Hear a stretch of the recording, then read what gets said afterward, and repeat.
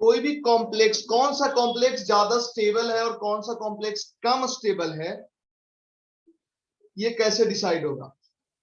Factors governing the stability of complex. Complex दो चीजों से बना होता है, सीएमए से बना होता है और लिगेंड से बना होता है। मतलब नेचर ऑफ सीएमए पे तो डिपेंड करेगा ही कॉम्प्लेक्स की स्टेबिलिटी, नेचर ऑफ लिगेंड पे भी डिपेंड करेगा, और एक स्टेबिलिटी कांस्टेंट क्या होता है ये बताएंगे, इस पे भी डिपेंड करेगा। तो पहले तो बात आता है कि स्टेबिलिटी मतलब क्या, कॉम्प्लेक्स का स्टेबिलिटी मतलब क्या। हम यूजुअली बोलते रहते हैं हमेशा कि ब्रैकेट वाला चीज बाहर नहीं निकलता है। ये तो आइडियल कॉम्प्लेक्स की बात हुई कि आइडियल कॉम्प्लेक्स होगा तो ब्रैकेट वाला चीज बाहर नहीं निकलेगा, लेकिन रियलिटी ऐसा है कि ब्रैकेट वाला चीज भी बाहर निकलता है, लेकिन कुछ कॉम्प्लेक्स में थोड़ा निकला, कुछ में बहुत कम निकला। जिसमें बहुत कम निकला वो ज्यादा स्टेबल, जिसमें थोड़ा निकल गया वो रिलेटिवली कम स्टेबल, और जिसमें ज्यादा बाहर निकल गया मतलब वो सबसे कम स्टेबल। कॉम्प्लेक्स की स्टेबिलिटी से मतलब इतना ही होता है, कोई कॉम्प्लेक्स ज्यादा स्टेबल तब बोलेंगे जब कॉम्प्लेक्स में ब्रैकेट वाला सेक्शन, ब्रैकेट के अंदर वाला लिगेंड बाहर ना निकले तो हम बोलेंगे कॉम्प्लेक्स स्टेबल। निकले तो कम स्टेबल, ज्यादा निकले तो और कम स्टेबल। बस सिंपल, स्टेबिलिटी से मतलब यही होता है, पहले भी हमने बताया था। अब जरा गौर करो, कॉम्प्लेक्स में होता क्या है, एक होता है सीएमए और इसके साथ जुड़ा होता है लिगेंड, इसके साथ जुड़ा होता है लिगेंड। अब देखो, अगर ये लिगेंड बढ़िया लिगेंड है, स्ट्रॉन्ग लिगेंड है, स्ट्रॉन्ग लिगेंड है मतलब इजिली लोन पेयर देने वाला है, स्ट्रेंथ ऑफ लिगेंड बढ़ेगा, स्ट्रॉन्ग लिगेंड है, लुईस बेस बढ़िया है, बढ़िया लोन पेयर देने वाला है, तो वैसे केस में कॉम्प्लेक्स ज्यादा स्टेबल हो। लिगेंड का स्ट्रेंथ ज्यादा, लिगेंड ज्यादा लुईस बेसिक, तो वो कॉम्प्लेक्स जिसमें वो लिगेंड जाएगा वो कॉम्प्लेक्स ज्यादा स्टेबल होगा। दूसरी बात, सीएमए के टर्म में बोले तो सीएमए पे पॉजिटिव चार्ज जितना ज्यादा होगा, इस पे पॉजिटिव चार्ज जितना ज्यादा होगा कॉम्प्लेक्स उतना ज्यादा स्टेबल। क्यों? क्योंकि इस पे पॉजिटिव चार्ज जितना ज्यादा होगा लिगेंड को अट्रैक्ट उतना ज्यादा करेगा, क्योंकि सीएमए इलेक्ट्रॉन डिफिशिएंट होता है और लिगेंड होता है इलेक्ट्रॉन रिच। तो सीएमए पे जितना ज्यादा पॉजिटिव चार्ज कॉम्प्लेक्स उतना ज्यादा स्टेबल। सीएमए का साइज जितना छोटा कॉम्प्लेक्स उतना ज्यादा स्टेबल, क्योंकि सीएमए का साइज छोटा होगा तो चार्ज डेंसिटी ज्यादा होगा, और चार्ज डेंसिटी ज्यादा होगा तो लिगेंड को स्ट्रांगली अट्रैक्ट करेगा। तो एक तो बात हुआ सीएमए का और एक लिगेंड का, और ऐसे लगता है सर दो ही चीज पे तो डिपेंड करना चाहिए। सीएमए का, सीएमए पे पॉजिटिव चार्ज ज्यादा लिगेंड को ज्यादा अट्रैक्ट करेगा, कॉम्प्लेक्स स्टेबल बनेगा। लिगेंड का स्ट्रेंथ ज्यादा मतलब लोन पेयर इजिली डोनेट करने वाला हो, स्ट्रॉन्ग लिगेंड हो, तो कॉम्प्लेक्स ज्यादा स्टेबल बनेगा। बिल्कुल सही है। एक है कि कॉम्प्लेक्स का अगर स्टेबिलिटी कांस्टेंट ज्यादा है, स्टेबिलिटी कांस्टेंट क्या है हम बताएंगे, स्टेबिलिटी कांस्टेंट ज्यादा है तो वैसे केस में लिगेंड ज्यादा स्टेबल होता है। स्टेबिलिटी कांस्टेंट ज्यादा, सॉरी स्टेबिलिटी कांस्टेंट ज्यादा तो स्टेबिलिटी ऑफ कॉम्प्लेक्स ज्यादा, स्टेबिलिटी ऑफ कॉम्प्लेक्स ज्यादा होगा।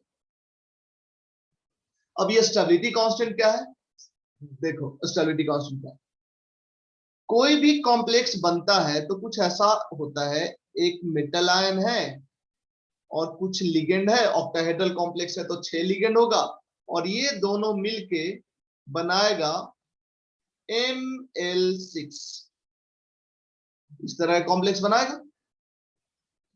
अब ये जो इक्विलिब्रियम है, ये इक्विलिब्रियम का इक्विलिब्रियम कांस्टेंट ही इस कॉम्प्लेक्स का स्टेबिलिटी कांस्टेंट कहलाता है। मतलब इसका जो के इक्विलिब्रियम होगा, यही के इक्विलिब्रियम क्या है, stability constant of complex. Complex कौन सा कॉम्प्लेक्स, Ml6, अब इसका इक्विलिब्रियम कांस्टेंट ज्यादा होगा, इस रिएक्शन का इक्विलिब्रियम कांस्टेंट ज्यादा होगा, मतलब ये प्रोडक्ट ज्यादा बनेगा, मतलब ये प्रोडक्ट ज्यादा स्टेबल है। बताओ क्या ये बात सही है कि इस रिएक्शन का इक्विलिब्रियम कांस्टेंट ज्यादा, मतलब ये ज्यादा stable? Yes sir. No sir, सिर्फ नाम फॉर्मेशन पे ना, स्टेबल से थोड़ी होगा सर। क्या क्या क्या क्या? प्रोडक्ट ना ज्यादा बन सकता है, स्टेबिलिटी कैसे डिसाइड होगा? नहीं, देखो हम रेट ऑफ रिएक्शन की बात नहीं कर रहे हैं, हम इक्विलिब्रियम कांस्टेंट ज्यादा की बात कर रहे हैं। Yes sir. इसका इक्विलिब्रियम कांस्टेंट ज्यादा होगा ना, तो हम्म। प्रोडक्ट ज्यादा स्टेबल होगा, तभी इक्विलिब्रियम कांस्टेंट ज्यादा होगा। इक्विलिब्रियम कांस्टेंट ज्यादा होने का मतलब रेट ऑफ रिएक्शन ज्यादा होना ऐसा नहीं होता है। इक्विलिब्रियम कांस्टेंट ज्यादा होने का मतलब प्रोडक्ट ज्यादा स्टेबल होना होता है। जैसे डायमंड से ग्रेफाइट बनना रूम टेम्परेचर पे स्पॉन्टेनियस है, उसका इक्विलिब्रियम कांस्टेंट ठीक ठाक है, लेकिन फिर भी कन्वर्ट नहीं होता है क्योंकि उसका रेट बहुत कम है। किसी भी रिएक्शन का इक्विलिब्रियम कांस्टेंट ज्यादा है, मतलब ये गारंटेड है कि प्रोडक्ट ज्यादा स्टेबल होगा, इसमें कोई दिक्कत नहीं।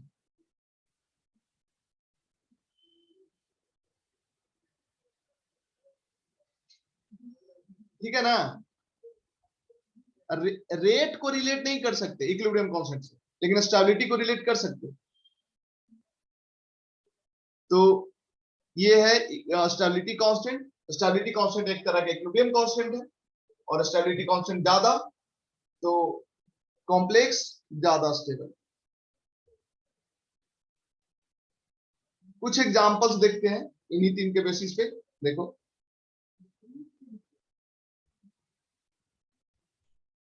पहले देख लेते हैं हम एक ट्रेंड। अगर स्कैंडियम फर्स्ट ट्रांजिशन सीरीज की बात कर रहे हैं, scandium TI V CR vanadium chromium MN iron cobalt nickel copper zinc,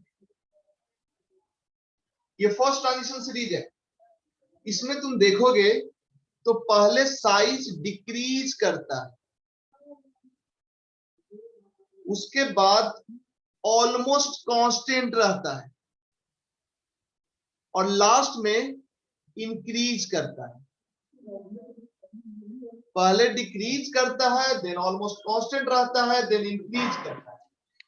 ये डी ब्लॉक एलिमेंट में बताएंगे हम।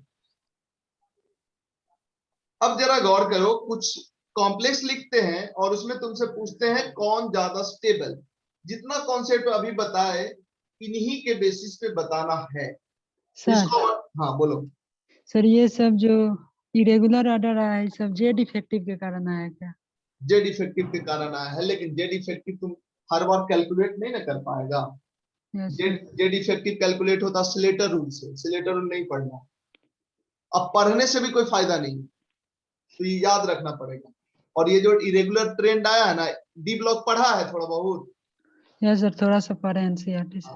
तो डी ब्लॉक में देखो, जो खुद से पढ़ा उसके लिए हम बता दें, जिसका बोर्ड है और डी ब्लॉक आने वाला है, तो लास्ट का जो 3-4 पेज है जिसमें कंपाउंड के बारे में बताया है, क्रोमेट डाइक्रोमेट मैग्नेट परमैग्नेट, वो 4 को बढ़िया से पढ़ लेगा। शुरू वाला ट्रेंड ओवरव्यू भी कर लेगा तो ठीक है, वो 4 कंपाउंड बढ़िया से पढ़ लेगा। अब देखो कुछ कंपाउंड हम लिखते हैं, इसको हटाते हैं।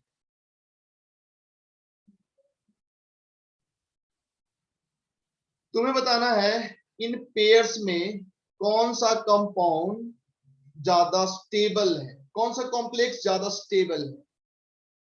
Zinc NH3 4+2,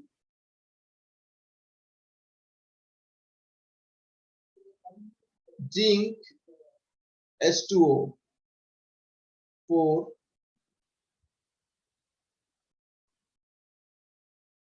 +2.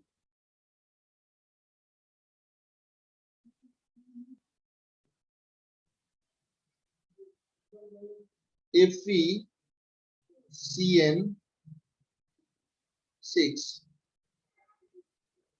-4.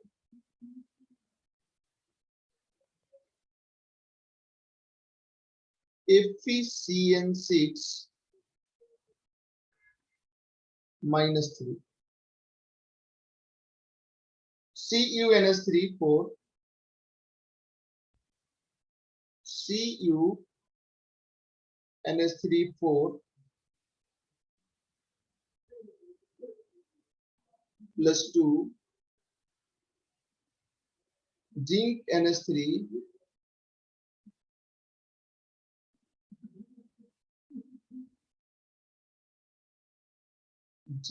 NS3 4 +2.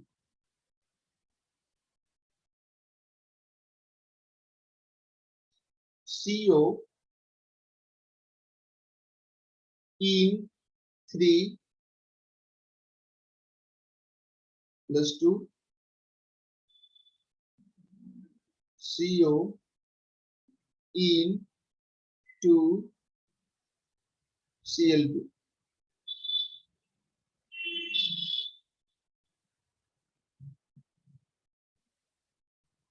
+3.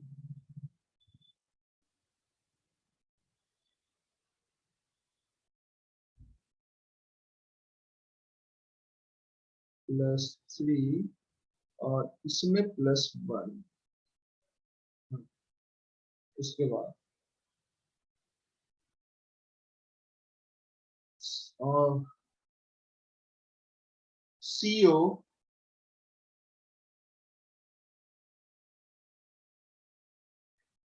into Cl2 plus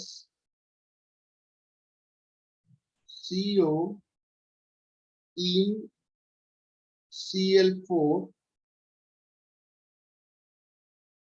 +3.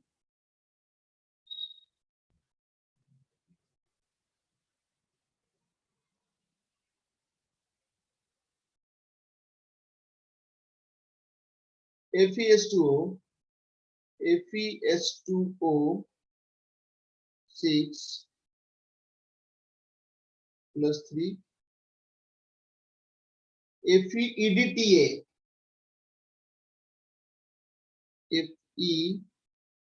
FeEDTA minus. चलो सबसे पहले हम बात करते हैं फर्स्ट का. ये फर्स्ट है, ये सेकंड है, थर्ड है, फोर्थ, फिफ्थ, सिक्स्थ. फर्स्ट में कौन ज्यादा स्टेबल? पहला ज्यादा स्टेबल. पहला क्यों ज्यादा स्टेबल? क्योंकि पहला में लिगेंड स्ट्रॉन्ग है. यस. Strength of ligand. दूसरा में कौन ज्यादा स्टेबल है? सर सेकंड वाला. सेकंड वाला. Yes sir. क्यों? सर उसका चार्ज ज्यादा सेंट्रल एटम पे. ऑक्सीडेशन नंबर ऑफ CN, यही ना? More positive charge on CN. Third में कौन ज्यादा स्टेबल? सर पहला. पहला. क्यों? सर उसका साइज छोटा है. साइज. यस. कॉपर का छोटा है, जिंक का बड़ा है. अभी हमने बताया था कि पहले घटता है, लास्ट में थोड़ा सा बढ़ता है. तो यहाँ पे जिंक है और उसके पहले कॉपर. तो कॉपर छोटा है, जिंक बड़ा है, तो कॉपर का कॉम्प्लेक्स ज्यादा स्टेबल हो. साइज ऑफ CMA के कारण. फोर्थ में कौन ज्यादा स्टेबल होगा? एक चीज हम बताना भूल गए, किलेटिंग लिगेंड अगर हो तो किलेटिंग लिगेंड के कारण कॉम्प्लेक्स का स्टेबिलिटी बढ़ता है। तो किलेटिंग लिगेंड तो 4 में दोनों में है, लेकिन एक में 3 किलेटिंग लिगेंड है और एक में 2 किलेटिंग लिगेंड है। मतलब कौन ज्यादा स्टेबल होगा? सर पहला। पहला। यस 5th नंबर में कौन ज्यादा स्टेबल होगा? सर पहला। Logic sir Chelation. Same chelating. Chelation. 6th number sir दूसरा। क्यों? Sir same. Chelation. Yes chelation.